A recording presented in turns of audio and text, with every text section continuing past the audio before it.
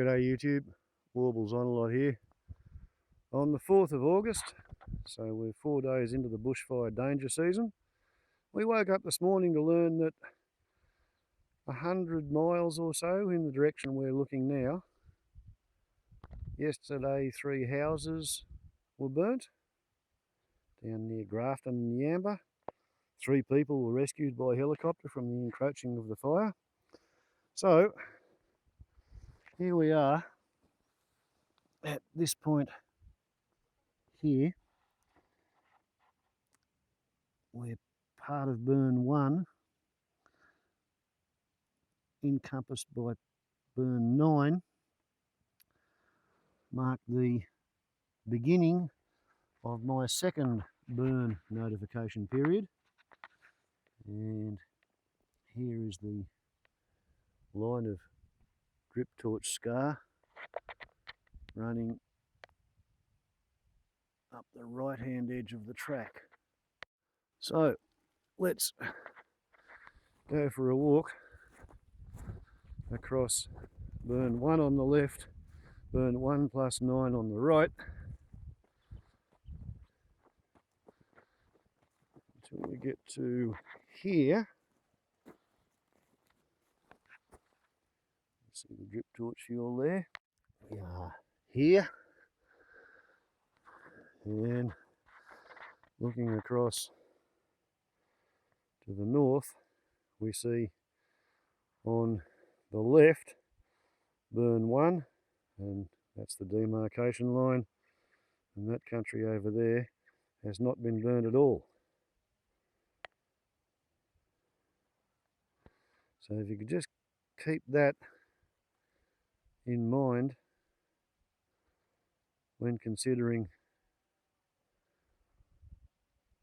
what a reduction in fuel hazard has been achieved with burn 9.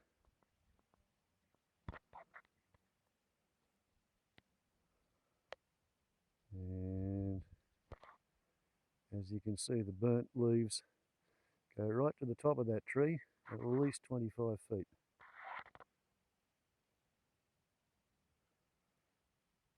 And there's a green inclusion zone running up the gully, which I wasn't able to burn.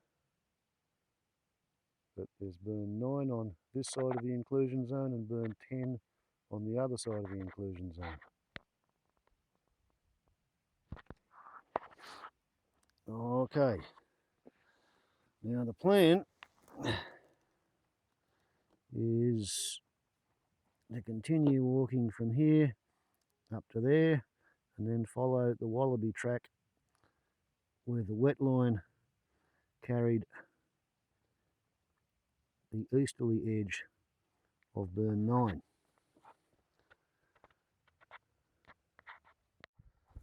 So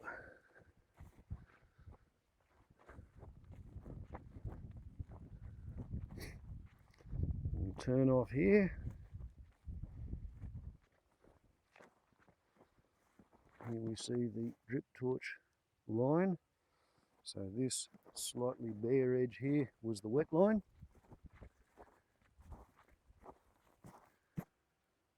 Yeah, there you can see a bit of drip torch fuel there. And yeah, that across there was the line up here, and that area over there was an entirely different burn. So we're going to stick with following the edge of burn 9.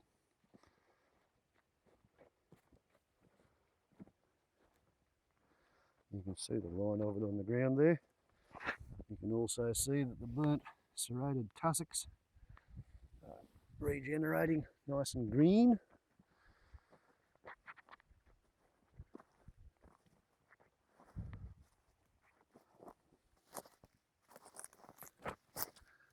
Across there, and over to here, down there.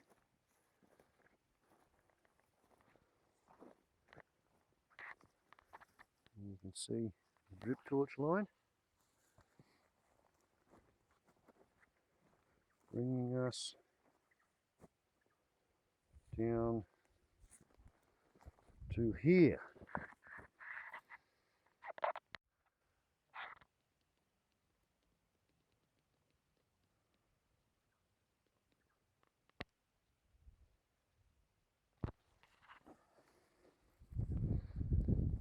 And that's the edge of burn 9 running down along the green inclusion zone.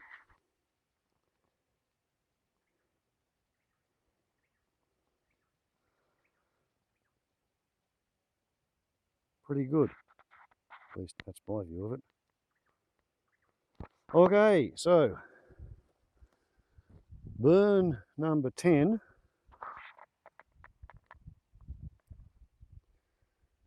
is running across the top of the inclusion zone, wheel tracks running up the centre of the gully. And it was done in an easterly breeze, so I had to be able to stop it after it got up that little bit of a slope. Just walking straight across burn 10, and although the wet line ran along here and included this little triangle, the triangle didn't actually get burnt that night because I was out of drip torch fuel by the time I got back to it. And that's looking out down the hill across burn 10 with burn 9 on the other side of it.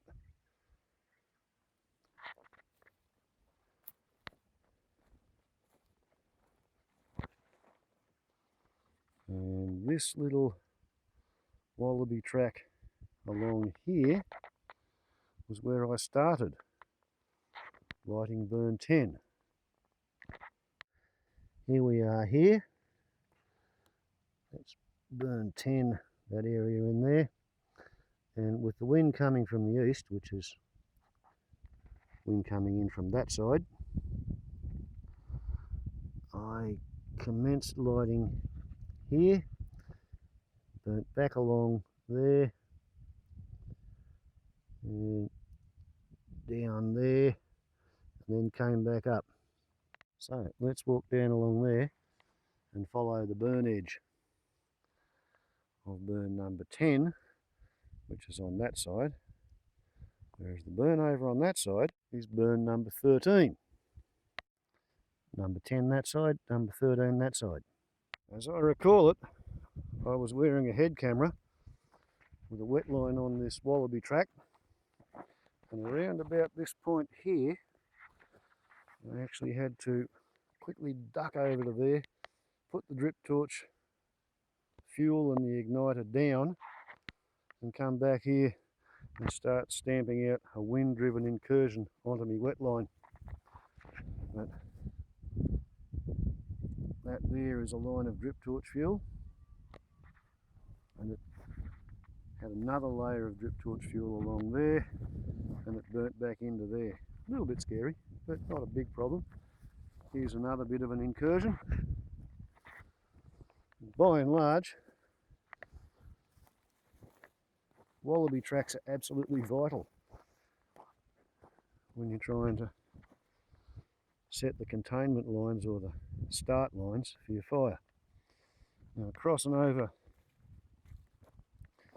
past this old cut off, ring barked, hollow, coppiced dugout stump. Once again, on the right we have burn number 10, whereas on the left we have burn number 13.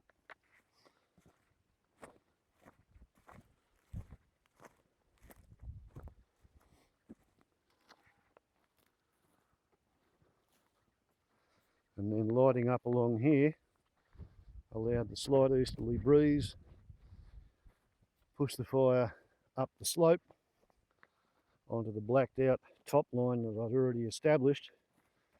And that little bit of film I took showing the smoke and flame tornado was generated by that patch of blady grass going off, so to speak, with a proper convection runaway. So, then coming up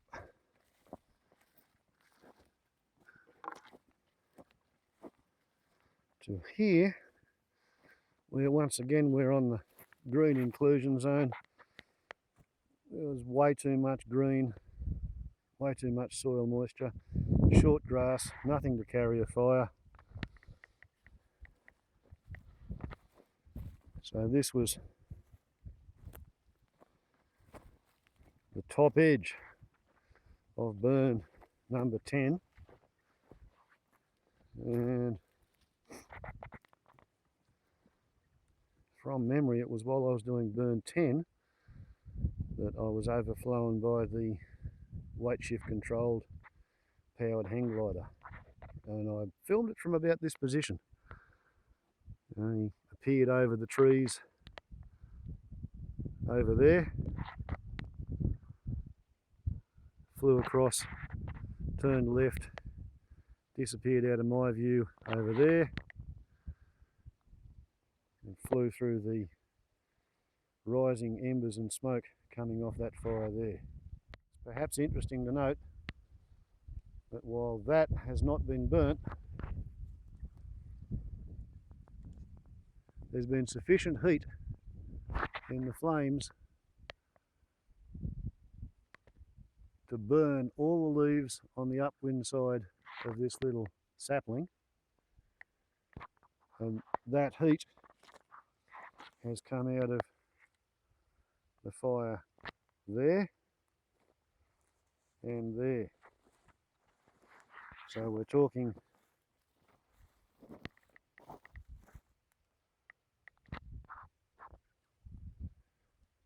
30 degrees slope from where the base of the fire was to where the hot air was cooking the tree leaves. So they're small fires, but they're fairly intense little fires. Okay, so now we have the parallel tracks of drip torch fuel marking the boundary between burn 10 and burn 11. We are here. This is the green inclusion zone that didn't burn. I was able to burn through the bloody grass on the gully floor in burn 10, and that's a green inclusion zone which was too wet to burn. So we will now walk up along this boundary of burn 11. As we said, from the corner, coming across and over and turning to walk on up.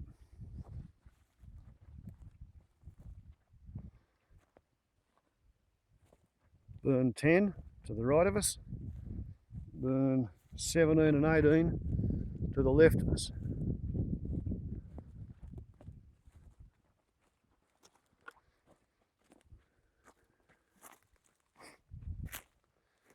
Some of this country, I could get the dry grass packed up underneath the tea tree to burn. That wasn't going to burn. That had a little bit of a go at burning. Not as if I didn't give it a chance. This was all part of burn 11, and as you can see, we've now actually crossed the runway fantasy.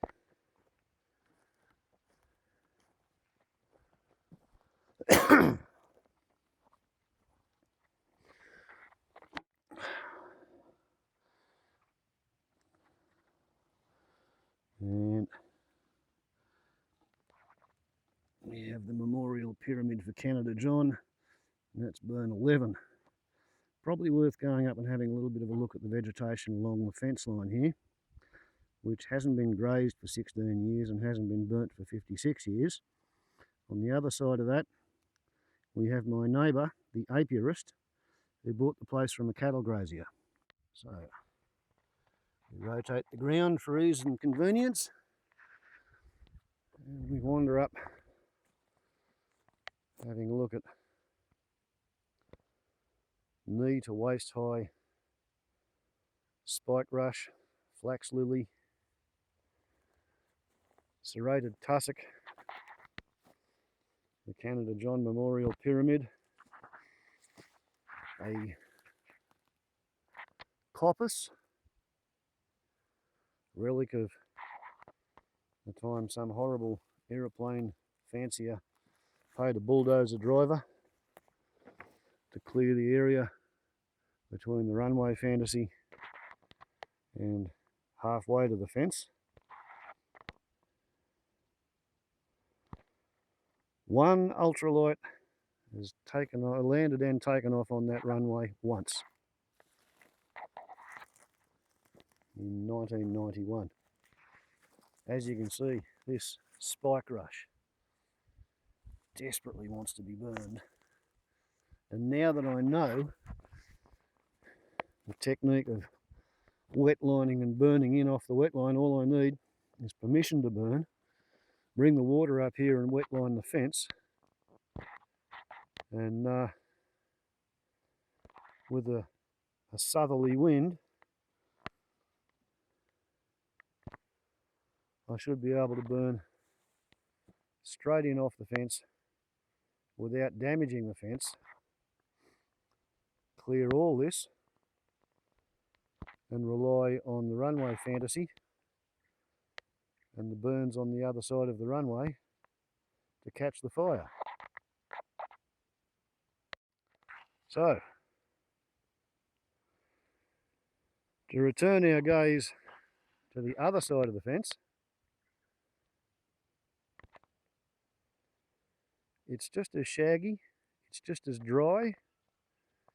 There are patches of blady grass that are just as high. So it's not as if paying rates on the title deed to a bushfire fuel bomb is something that only greenies do. There's an awful lot of people who are so busy working the productive parts of their country that they don't have time to manage their bushfire fuel on the unproductive parts of their country. And this is pretty unproductive for a cattle farmer, believe me. The unprofitability of farming this sort of country, as a direct result of about 150 years of having been farmed, is why I don't bother to farm it. I run my bit of it as an endangered species sanctuary. Anyway, let's get back to surveying the burns. Burn 12 starts off over there in a wet, soggy, boggy sort of a patch at the head of the gully. A lot of that did not burn very well, but on the other hand, some of it did. You can see the dry burnt leaves on the tree there. Okay, so I've put the map board down at the end of the runway, about here. And I commenced lighting the burn here, worked my way back, up along here, down there, across and up, and again a slight easterly breeze. So, looking up along the runway.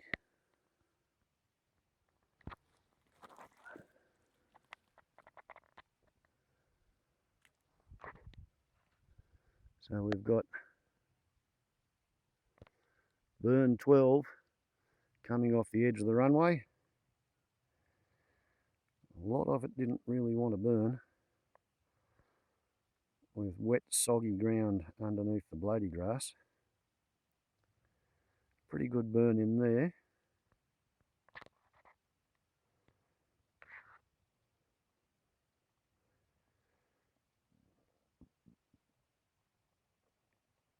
You can see the edge of the burn following the track around there.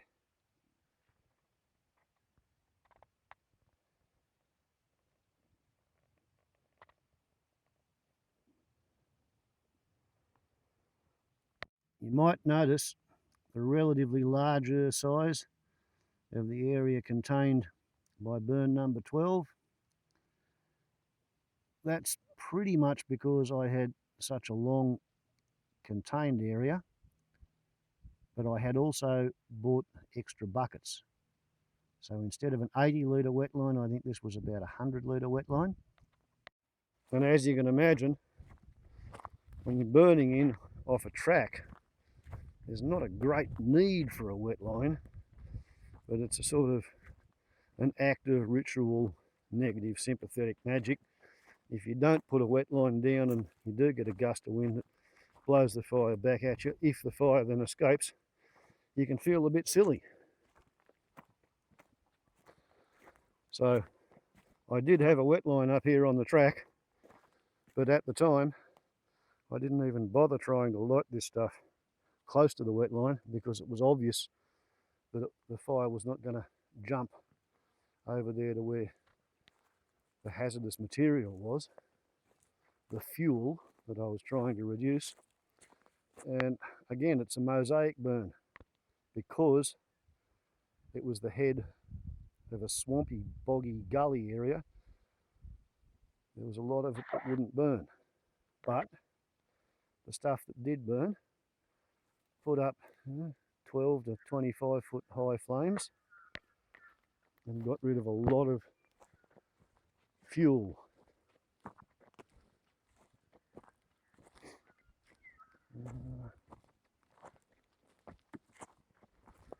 Once again, we have Warble's stick signs on the ground to show the edge of burn 12 and burn 13.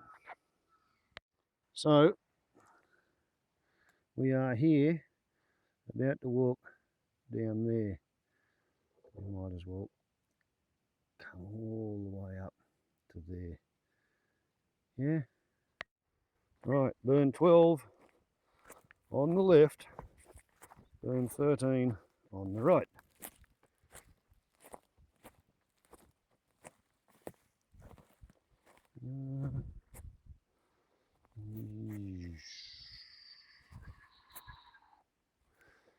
I think I actually did come over here. This was the edge of burn 13 and 12 was over there, and they sort of run more or less parallel.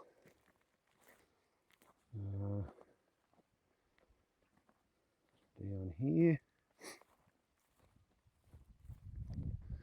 12 on the right, 13 on the left.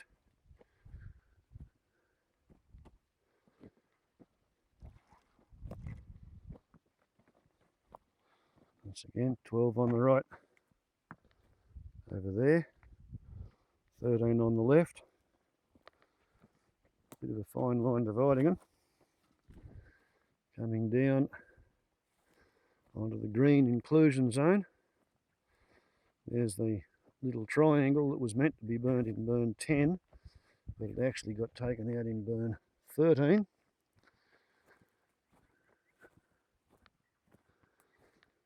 Burn 10 to the right, 13 to the left. Quite good coverage in there, even though some bits of it were too wet to burn, and that little nest of flax lily, well, by the time I was running around after I'd run out of drip torch fuel, I just didn't get to it in time.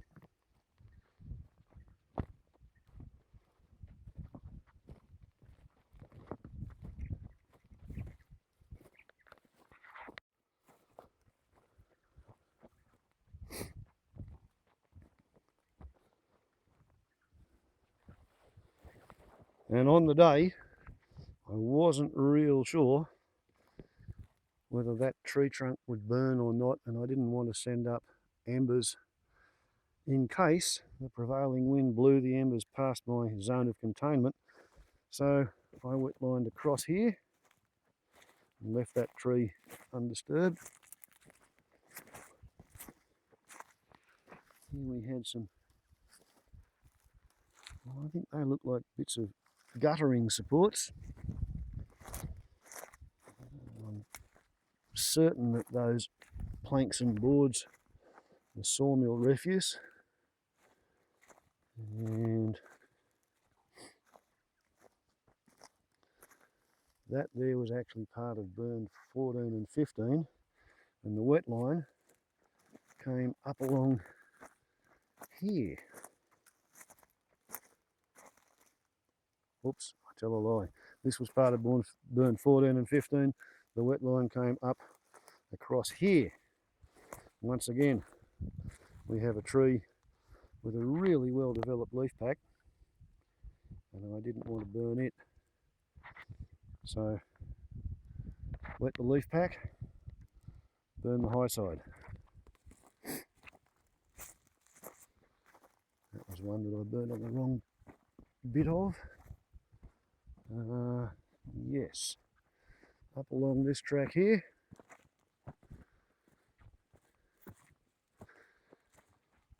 And I didn't have the water to control that, so it came up to here, across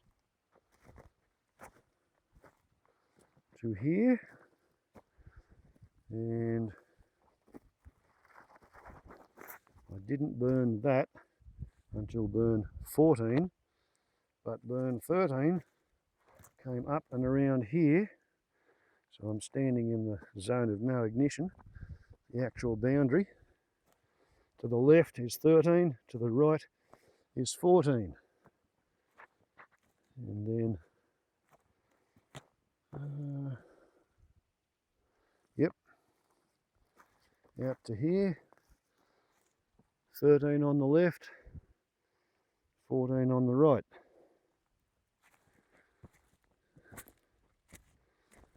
Quite an exercise in memory, recalling what you've burnt, when you've burnt it.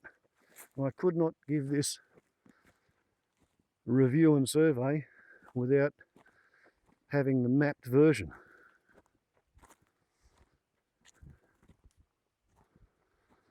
Okay, so that country in there was burnt by me and the kids in about 1998.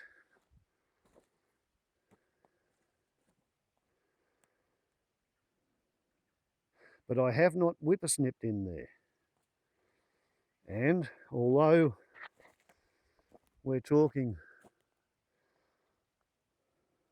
underground roots, hollow tree stumps, there was some burning down towards the ground levels.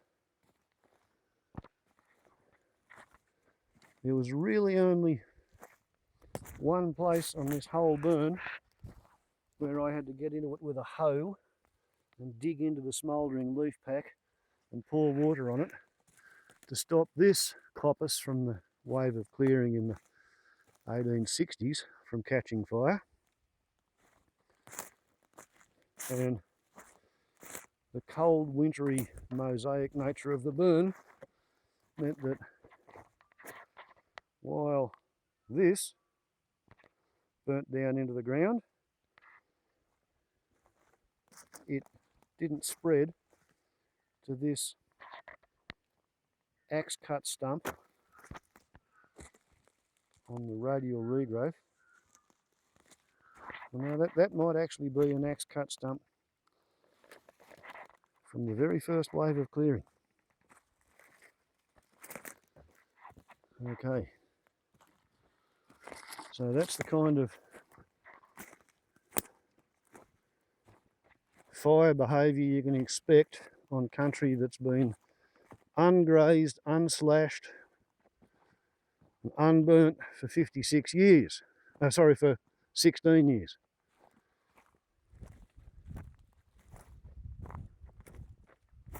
Pretty well behaved. The old dead stumps don't actually burn down into the ground. It's as if the burn 16 years ago led to accelerated decomposition of the underground dry roots or something which prevented it from catching fire. Now, we'll move on from here and go down to here and have a look at burns 14 and 15. Got two numbers on it because there were areas that I had to burn the second time after first establishing a perimeter. Right? Okay, so standing here we have another one of these little green inclusion zones, too sparsely vegetated and too green to burn. I commenced lighting this burn up here, coming back across to a wet line running down the driveway, and then a fairly complicated little wet line to get down to here, and then relying on the green inclusion zone to control it and coming across to the boundary of 13, and then burning back up along here, running around trying to get things to go again until I ran out of drip torch fuel. 13 was on the 6th of July, 14 was on the 7th of July. That's where I started burning over there.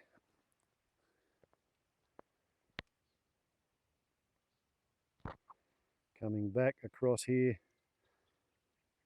lighting up anything that I could get to light, and actually coming over to the left-hand wheel track. So on the right, burns 14 and 15. And this is country which I had not only burnt, but I had whippersnipped as well. And once again, it's a cold mosaic burn. I did have a couple of trees, had a reasonable go at candling. Here's an axe cut tree stump on a coppice. So there have been two coppices, and at the time they've cut down the large coppice, but both of those are on a stump that'll date back to the 1860s odd. Well, the old one had a go at burning. That burnt. It was pretty easily put out. This, which has scars from the 1958 burn. No scars from my burn in 1998. It gave me no drama. This tree here, it caught alight pretty well, and I used a bit of water on it. I also ripped the burning, smouldering pieces of bark off, but I didn't do any preparation to the ground over on this side, and all things considered, you can say that the field slashing, the whippersnipping, it certainly reduced the fire intensity, even though this had not been whippersnipped for 3 years.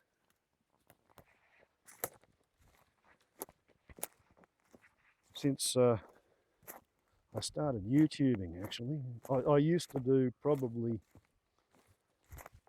1.5 acres per year, of which half an acre would get whippersnipped twice. So this has all worked out quite well. I didn't try to burn that. And here's an interesting little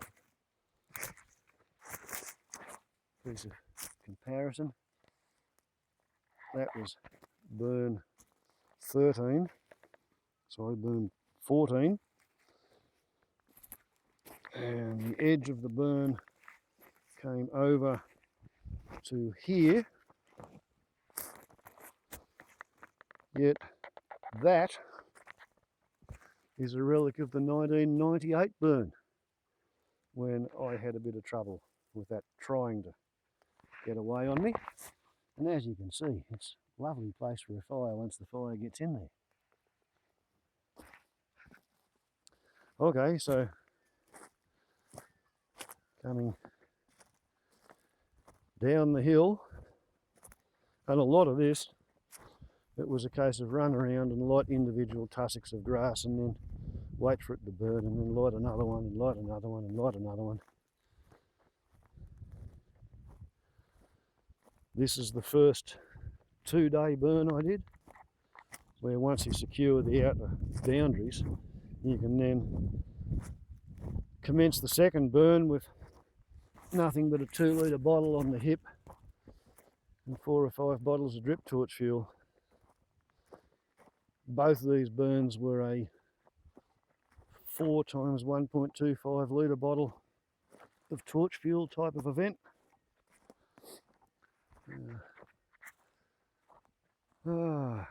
TJE Cool, you've been changing your channel name lately.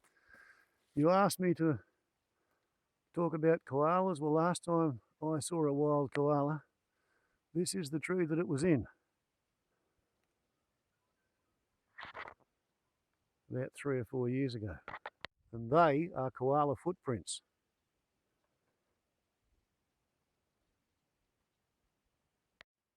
They sort of sink their claws into the trunk. Let's see if I can fill the focus to change the exposure. While it's changed, get you a look at those puncture marks. It just doesn't want to do it. Damn. But anyway, that's the koala tree, as I call it. And I lit up all along the base here. Multiple ignitions. Working off a symbolic wet line down here.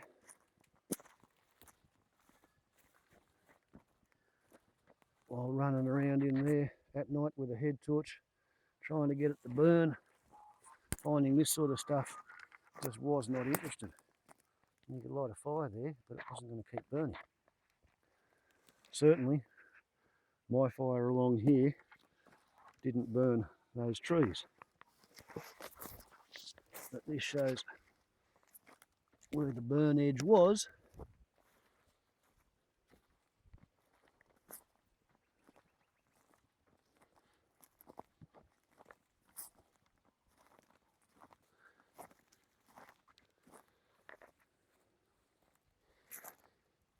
Interesting bit of forest archaeology, isn't it? Underneath there was a stump, the stump coppiced. Once again, they've cut down the big side of the coppice. They have ring-barked the smaller of the two coppices. The ring-barked side has survived and it's still alive and growing. Probably 100 years after this was cut. Actually, it was a triple coppice when you look at it. No matter. There's a lot of them around. The thrice regrowing slaughtered trees. Stringy bark stand there waving in the breeze. This one is a single coppice on a stump. It's where the two sides have joined up. Bloody remarkable when you think of how tenacious they are. There's a triple coppice. That's probably a stump that's been pushed in about 1959 or 60, when the power line access easement was being cleared. Bulldozer drivers used to do weekend work for farmers on either side of the easement. Okay, so that brings us up to where burn 14 joins with burn 13. Back at the dump of palings and boards. So we are now about here. that makes sense to you. Right, so then we go to the most surprising and troublesome burn of the lot, burn number 16. I was worried about it because that fence dates to 1920. I say that because there's a magnetic variation of 9 degrees from true north, and last time magnetic variation was 9 degrees was back in 1920, and I didn't want to lose the fence. I was also unaware that because I had not burnt that in 1998, I was going to get underground smokers. So I put in a hand line, and I put in a wet line, 130 litres, and I started lighting up, where was it? Started lighting up about here and came down, back up along there. And we'll go up there and have a look. With burn 16, the fire behaviour was fairly different. Instead of a cold mosaic burn, lots of it were very intense. And a lot of places where I probably should have deduced the existence of dead, dry underground roots, I didn't think about it. And therefore, I wound up having to put an awful lot of water on candling trees and smokers. It was just a different style of a fire. If you look out behind me, I'd have burned 13. Now I'm crossing into burn 16. As you can see, it's just burnt straight down to the rock. Not everywhere, but in a lot of places.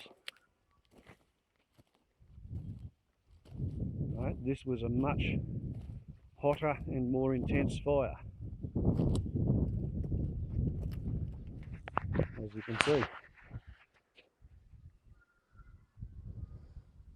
A lot of places, not much in the way of little bits of grass sticking up, and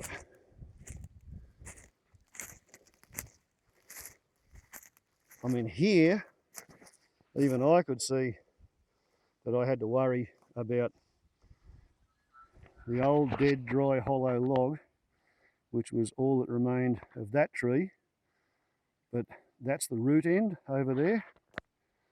I was worried that the end of it up here would impinge on that leaf pack, so I cut a hand line and I had a wet line, but even so I still had to go digging in to get rid of smokers the day after, and just for orientation purposes,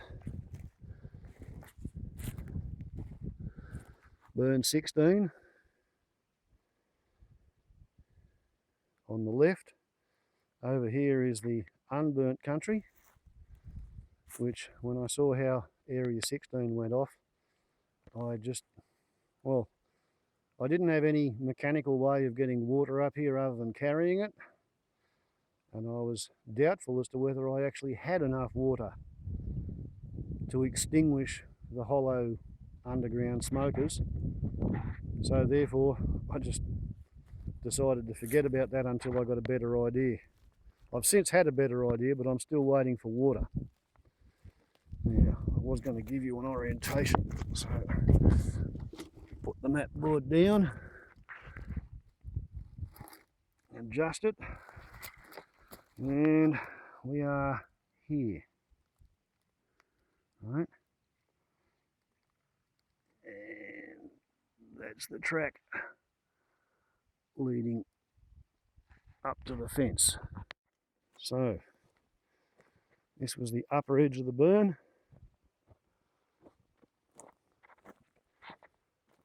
And yeah, I was really pleased with the way this went off right up until about 9 o'clock at night, when I found that the trees were refusing to stop burning.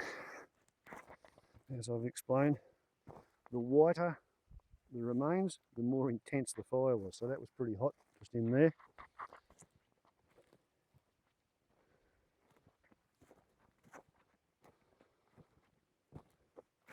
Started prepping for this burn at 1 o'clock. Didn't start to light it until about 4:30. We have the fence. I'm pretty pleased with the way my system of clearing everything away from the fence and then wet lining and watering the fence posts means you can burn as close as half a foot from the fence posts. And yeah, there were parts of this country that didn't burn. The cold mosaic burn effect that the textbooks say we should be striving for. But there were parts that burnt very intensively. Look at that. We have a white high intensity flame. We have remaining leaf pack. We have a fence post that did not burn. And I'm pretty proud of that. Pride's a sin. We're not supposed to indulge in fantasies of how good we are, but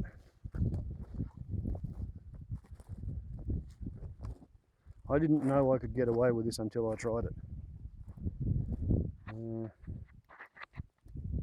That over there is a relic of the 1958 burn.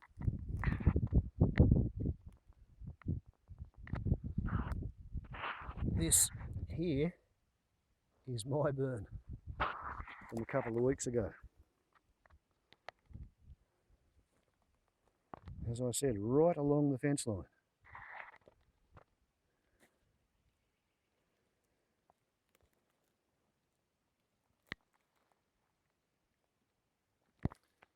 This was one of the first leaf packs to start smoking on me and required digging into and watering and carrying on. Once again, you can see it's radial regrowth over a dead skeleton. And there's the chimneys inside the tree.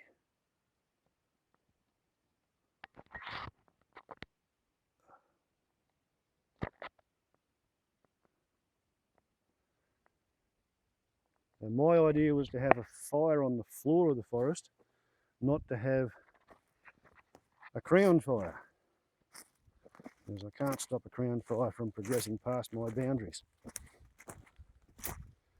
Now here's an interesting one, or I think it was interesting. That's obviously a coppice. We've got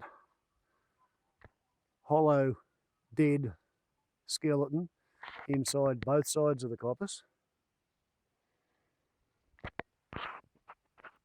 And the fire has burnt a couple of feet down into the ground. And presumably, if I hadn't have been Johnny on the spot with me buckets of water, all this would have either burnt up into the ground or continued to burn underground and then made a reappearance.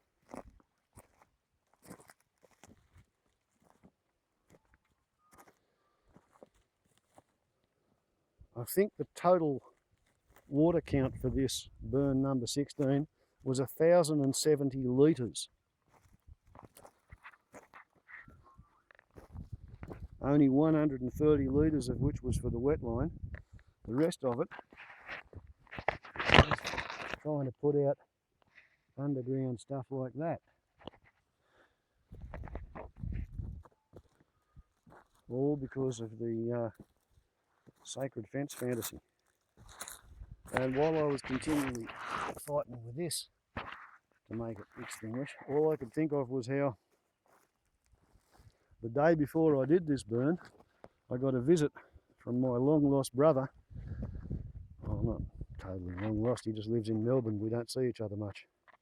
And he explained how when he was a teenager, our grandfather used to bring him up here to collect charcoal. So I have done something to replenish the resources that my ancestors have been using on this land. Here's another example of burning 2 inches away from the 1920 vintage fence post.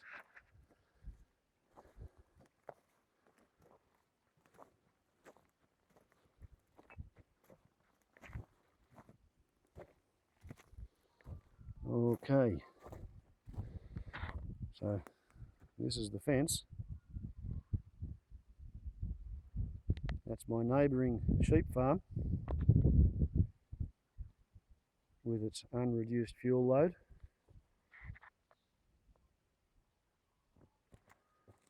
That's my hand line up the fence on the neighbour's side. And the burning on my side of the fence. And then we have another hand line to control the downhill boundary.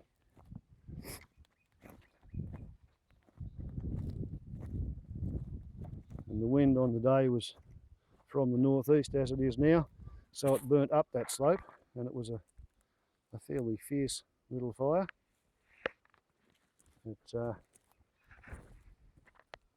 That stuff up there, which has burnt hot, but it hasn't completely removed all the leaf litter. Tried very hard to catch me out with this smoker. This was the first one that I was playing with at 9 o'clock at night. It was the first time I'd actually had to use the firefighting backpack since about, I burned 2 or something. If I move further down the hill, we'll see this country that I have witnessed. I've been sheep mulching this at least twice a year. It's got so many leaves and sticks and twigs that it really sort of needs to be burnt.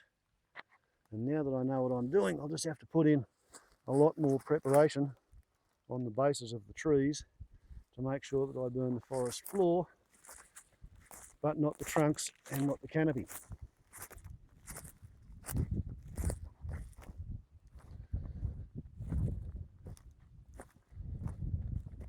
Okay, so after burn 16, I decided I'd sort of had enough of burning in the forest for a while. So I decided to go back over to the airfield fantasy.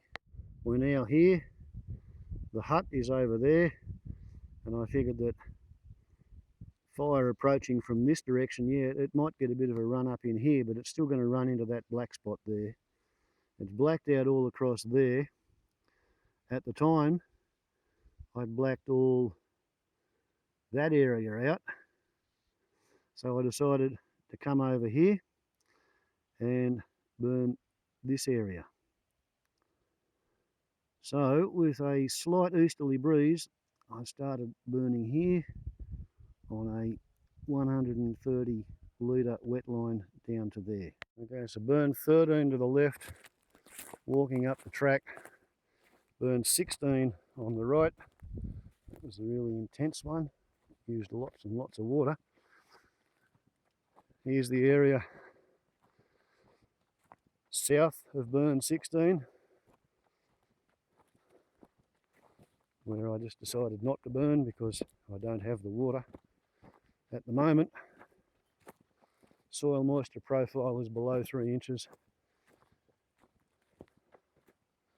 I'll just wait until after I get rain and I have the wind in the right direction for that. Burn 12 on the left, unburnt country to the right. Here's a phenomenon. This is a turning point marker put there by the boss buck deer to let the does know that there's safe grazing on this side. And if I go out on this side, where the bark is untouched, that's where you can get shot at. But yeah, I'd like to burn that. I'll just have to wait until conditions are right.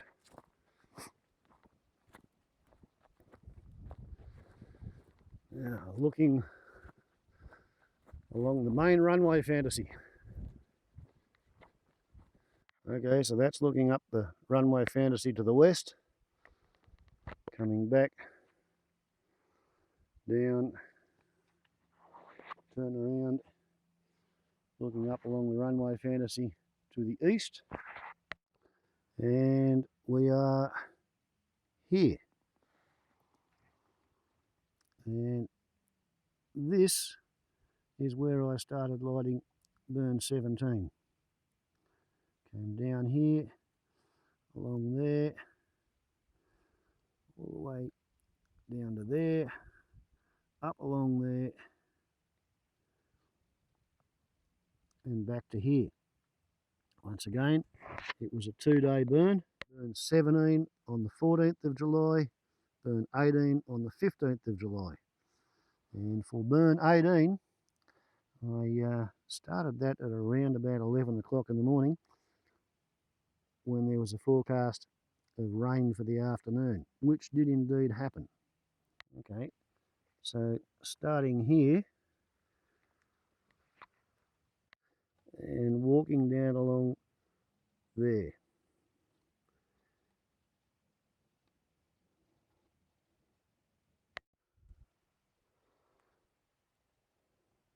Through that little gap in the trees there. Burn 16, 17 on the right, burn 18, 19, 17, 18 on the right, 19, 20 on the left.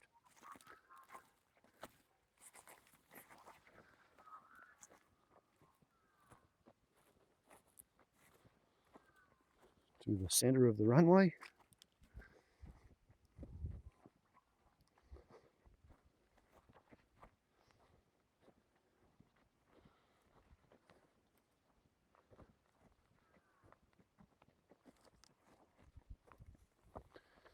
And you can see by the brown leaves on the tea trees how high up the fire got.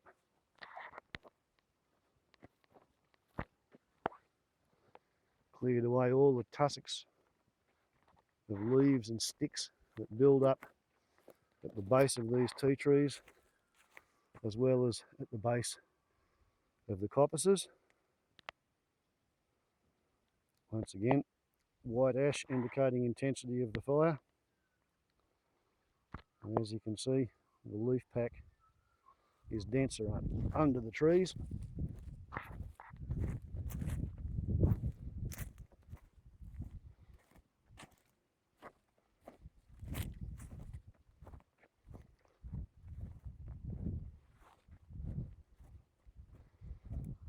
Burn 11 to the left, 17 and 18 to the right.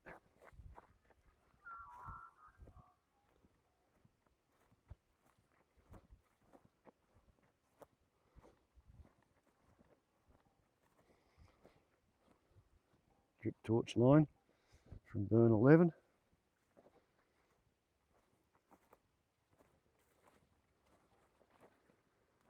Good coverage in here.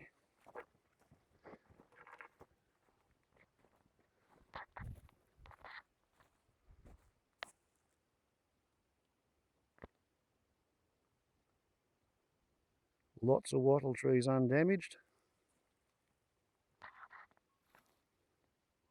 Had a go at burning the windrow.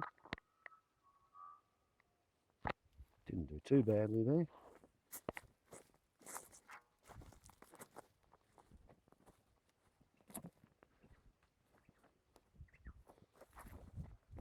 These are the remains of the trees that I paid to be bulldozed to clear my airfield fantasy. Back before I woke up to myself.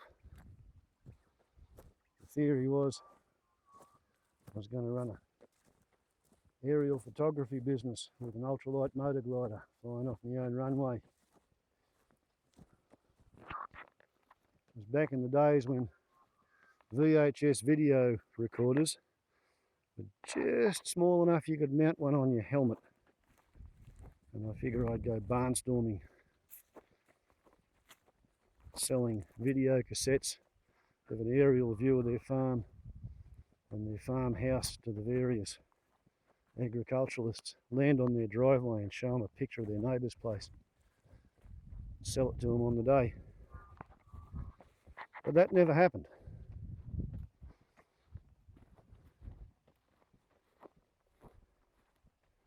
Good coverage in there.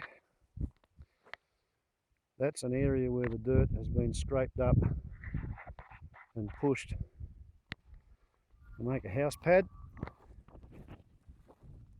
which we will get to directly I turn the corner.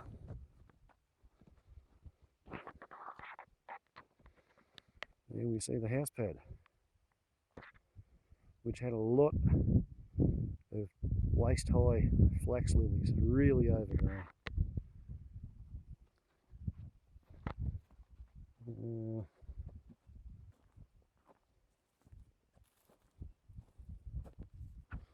Right.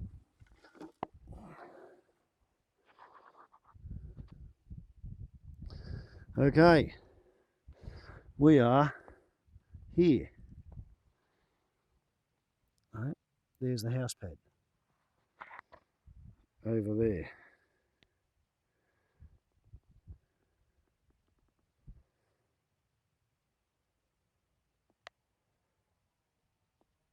There's the aeroplane hangar, 30 foot by 40 foot with 40 foot opening doors. And there's a 20 foot by 30 foot shed. Prefab show up there. As you can see by the whiteness of the ash, it was quite an intense fire up here on the pad.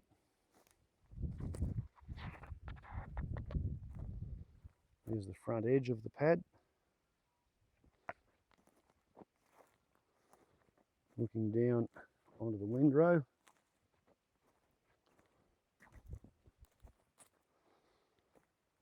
The original intention was to burn that 20 odd years ago, before I understood how long it takes to dry timber that's been pushed with a bulldozer, and then have the stones and dirt left after that fire added to the front wall or front slope of the pad. But well, people tend to run out of money before such grandiose plans are finished.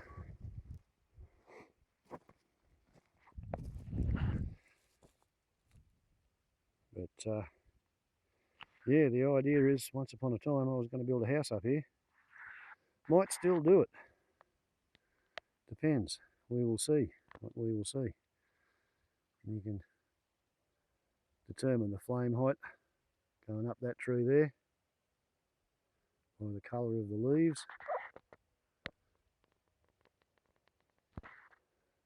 Whereas it didn't go nearly as high up that one, although it had a pretty good fire under its trunk.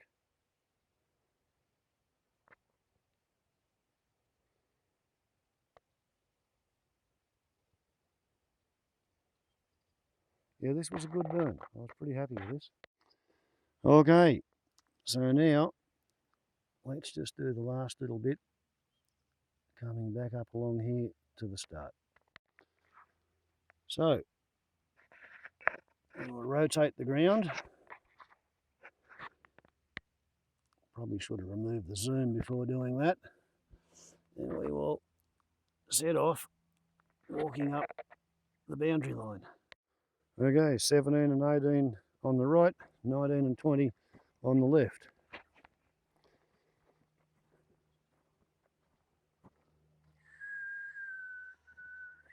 Yeah. Cross over here.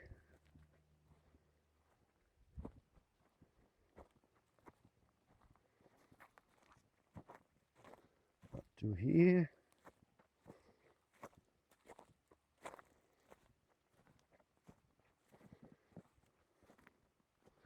I cannot stress heavily enough the importance of wallaby tracks. If you haven't got wallaby tracks, you're going to have to put an enormous amount of manual labour in to scratch a hand line that you can safely burn off. Okay, yep, up through here.